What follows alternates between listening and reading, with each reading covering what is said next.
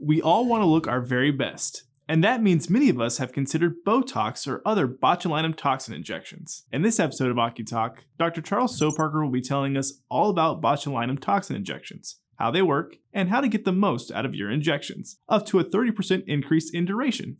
Dr. Soparkar? I want to talk to you. Not now, later. No, now. My name's Nick, and today we have a very special guest joining us. Please welcome Dr.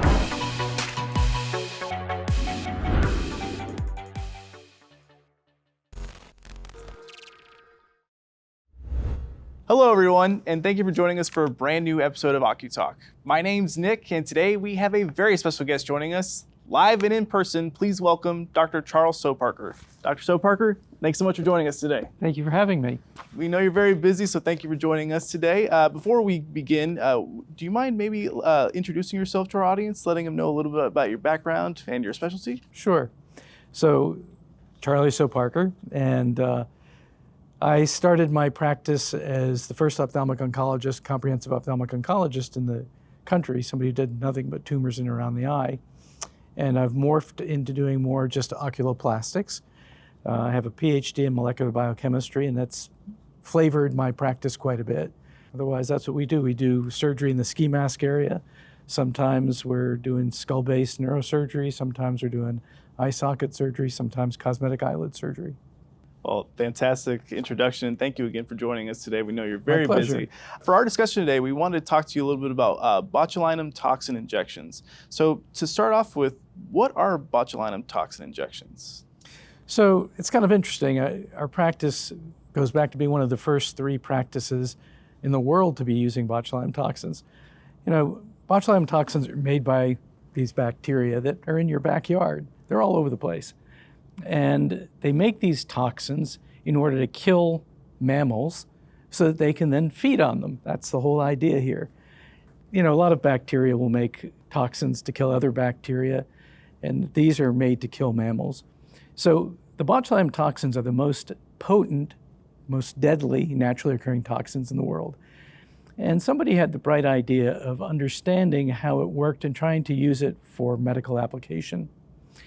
And the first use was to weaken the nerve that tells the muscle to contract in children who had trouble moving their eyes. Later, we realized that it would be very helpful for people who had spasms in their faces or spasms in their eyes. They couldn't keep their eyes open. So again, what happens here is the toxin gets taken up into the nerve. The nerve tells the muscle to contract. If you damage the nerve, then the muscle won't contract. And so the whole art of using these botulinum toxins is to give a little bit so that you weaken the muscles that are bothering you and you don't completely knock out function. And why would you use it? Lots of medical examples. Let's say you have somebody who has a stroke, and in that stroke they have a contracture of their limb. And so it's pulled up like this, and you might want to weaken these muscles temporarily until that limb starts moving better. That would be one medical use. There are many. Cosmetically, it's involved in decreasing movement of the face so you don't get the wrinkles as much. In fact, I remember the day my partner was injecting somebody with half facial spasm, hemifacial spasm, and he came to me and he said, "Charlie, I think Botox takes away wrinkles." And I said, "No, Jamie, hemifacial spasm takes away wrinkles." Of course, we were both right. He was more right, but I remember that day very clearly. So the botulinum toxins stop the nerves from making the muscles contract. And the whole art is to give just a little bit so you weaken it just a little bit. Oh, well, fantastic. Thank you for that information, Doctor. Sure. And I did want to ask you, so are there patients that don't qualify for botulinum toxin injections? Like, is there an age limit to botulinum toxin injections? So no, anybody can benefit at any age. Now, there are many reasons why you might not want to use botulinum toxins, and the one that everybody talks about is other nerve muscle disorders, so that you don't want to take somebody who already has a nerve muscle disorder and give them botulinum toxin to make that nerve muscle disorder even worse. Gotcha. Thank you again for that information, Dr. Soparkar. And how, I know you maybe talked about it a little bit, but how do these injections work exactly? So these toxins, and there are many companies that make them now, these toxins are injected into the tissues, and without getting too technical here, the toxin will bind to the nerve, be brought into the nerve, taken up into the nerve, and then it breaks down or cleaves a particular protein in that nerve and stops it from releasing the chemical that tells the muscle to contract. So there's a nerve, there's a muscle, the nerve releases this chemical to tell the muscle to contract, and the toxin stops that from happening. Fantastic information there. And so once the injection goes in, how long does it normally take to go into effect? So it's different for some of the different toxins. The toxin has to be processed a little bit, and some of the toxins, the manufacturers make toxins that are already partially processed, and some have to be fully processed. So it can take anywhere from 1 to 7 days to have its full effect. 1 to 7 days. And when the patients do get the injection, is there something that they need to do to prepare for these injections beforehand? So there are a lot of things that you might do. Of course, you might want to decrease things that increase bruising, like the non-steroidals, Motrin, Advil, ibuprofen, aspirin, because when you get the treatment, you get an injection with a needle and it can hit a vessel and it can make you bruise more. So you would like to get off of those products for a while. Also, all of these toxins require zinc. If you don't have zinc, they won't work. I'll tell you a little funny story. In our practice, we tend to treat patients that have a lot of difficulty with getting the right kind of dosing pattern. And so they sometimes struggle to have a good effect. And we were noticing that sometimes people would come in and we would individualize their pattern of injection and they would do well, and then they'd come back again and it wouldn't do so well. And we were kind of wondering why this would be. And I had a medical student who was rotating with me, and she asked me, could this be diet? And I thought that was kind of a foolish question. But the more I thought about it, the more I thought, absolutely, they all require zinc. So we did a study, and we took patients who were established in the practice, and we broke them into 3 groups. Ones that got nothing, ones that got a low dose of zinc that was the recommended daily requirement by the FDA, and then a super dosing of zinc. And we also realized that zinc, like all divalent cations, iron, magnesium, manganese, calcium, zinc, they all have to be taken up and absorbed, and they are all bound and inhibited from absorbing by many of the foods that we normally eat. So very few people can actually tolerate these divalent cations like iron and zinc on an empty stomach. And so they eat food with it. And we wanted to somehow prevent those foods from binding those metal ions. And the way to do that was to give them something called Zytase. Zytase binds phytate that is in many of these foods that we eat all the time, whole grains or whatever. For example, if you buy a steak and you eat that steak and you have a half of a whole wheat roll with it, you will bind all of the zinc, all of the iron that's in that steak, and you'll get none of it. If you add Zytase at the same time, this special enzyme, it will bind the phytate that's in this roll, and you will be able to absorb the zinc. Is that a little bit too confusing? Well, no, you walked it through it, so it really did make a lot of sense there. So yes, it does make sense, absolutely. So one of the things you can do is you can have zinc ahead of time and take Zytase with it, with a meal, and you can boost your zinc level and increase your botulinum effect. Well, fantastic. And you talked about it needs zinc. So are there any products specifically with zinc that you would recommend to patients who are going to take these botulinum toxin injections? Yeah. So zinc is kind of difficult to increase orally.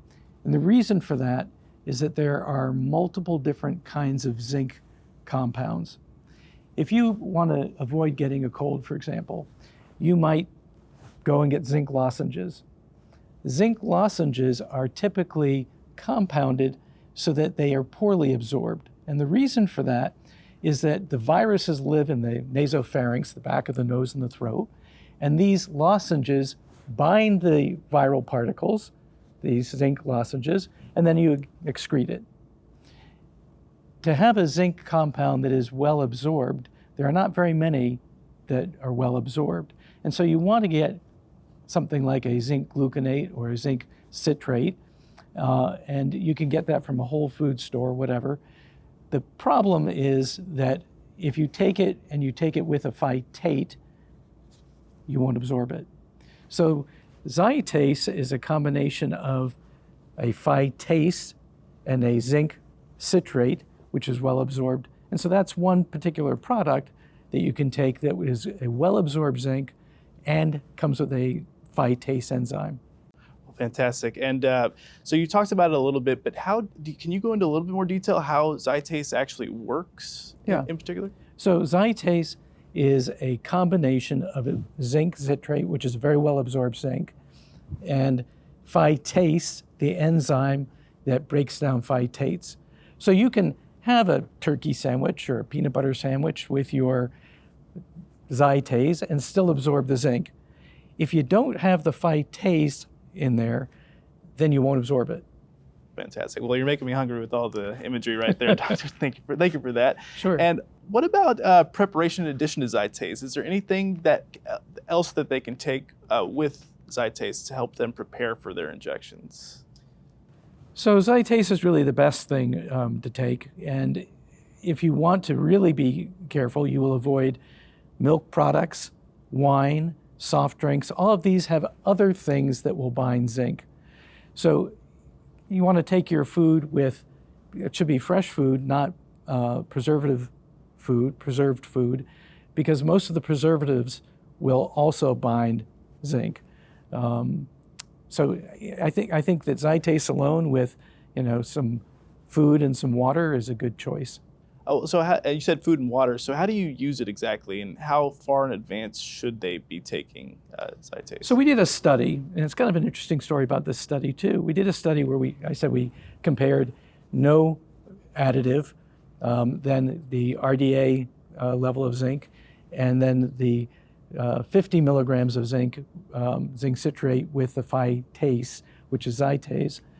And we found that 92% of the people that were in this study, when they took the combination, the Zytase combination, they had a 30% increase in the duration of their botulinum effect. So they get the injection, it lasted 30% more, a longer duration. Also, many of them had greater efficacy. They said, this is working better. And a funny story, as I told you, we had a lot of patients that are difficult to treat. And we had this gal who had come from, I think she came from 700 miles away. Well, I won't tell you the state.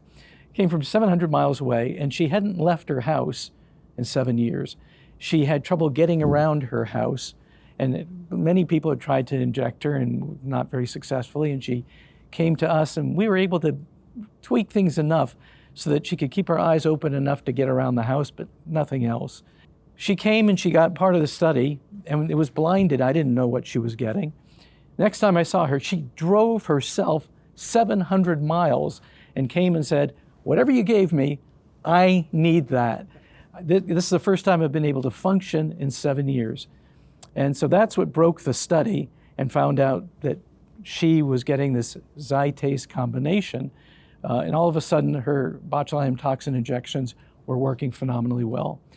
And it's also kind of interesting, the federal government believes that half of the people over the age of 55 in this country are zinc deficient based on diet. Half the people. And if you look at the original studies that were done by the companies that make these botulinum toxins, they found that they weren't very effective over the age of 65. Well, we kind of put that together and thought maybe the reason is that they're zinc deficient. And it turns out that many of the people who are zinc deficient do very, very well with supplementing themselves with zinc. And your question was, how should they do that? The study we did was 4 days ahead and on the day of the injection. And why did we choose that? Well, it turns out that it's very difficult to measure zinc levels in people. Blood and urine samples don't really measure the tissue levels. And the tissue levels are really good only for about 4 or 5 days. Zinc is not well stored in the body. So that's why we picked that 5-day window. And it seemed to have been very effective. Well, I never knew that, but now I do. But thank you for that information, Dr. Soparkar. Sure. And can non-medical patients use Zytase? Like, if for instance, if it's not used for medical, and I think you may have talked about it earlier about cosmetic, but does it work for cosmetic procedures? Sure. Yeah. In our study, we looked at 3 different groups. We looked at cosmetic patients, the blepharospasm patients, and the hemifacial spasm patients. So the blepharospasm patients have trouble keeping their eyes open. And so these people were able to tell us every single day whether it was effective or not. The hemifacial spasm patients, they could tell us every single day whether it was effective. The cosmetic patients don't look at their wrinkles every day, but they also were looking at it once a week and able to tell us that it was more effective for them as well. Excellent. And where can patients go and get Zytase if they were interested in you? So Zytase is typically available in 3 different ways. One is from the pharmacy, which tends to be quite expensive. Online, you can buy it online, and then you can buy it from physicians.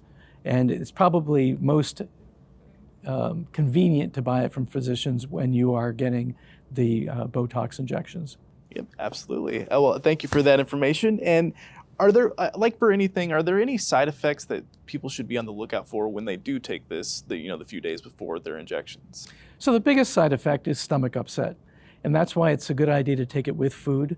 And that's the whole concept here, is that we put an enzyme together with the zinc, and so you can take it with food and still not have an upset stomach. But taking zinc alone is typically very upsetting to the stomach. Absolutely. And how often, once they take the Zytase and they have an injection, how often should they follow up with you afterwards for like a follow-up injection, or just follow up to come see you just to make sure everything is still okay? So it's interesting. We are doing a study now looking at how frequently patients need to get botulinum injections. And it can be very variable. Some people get it every month. Some people get it once a year. But the average is usually every 3 to 4 months. And depending on why they're getting it, they should establish that relationship with their physician to tell them how often they should get it. Absolutely.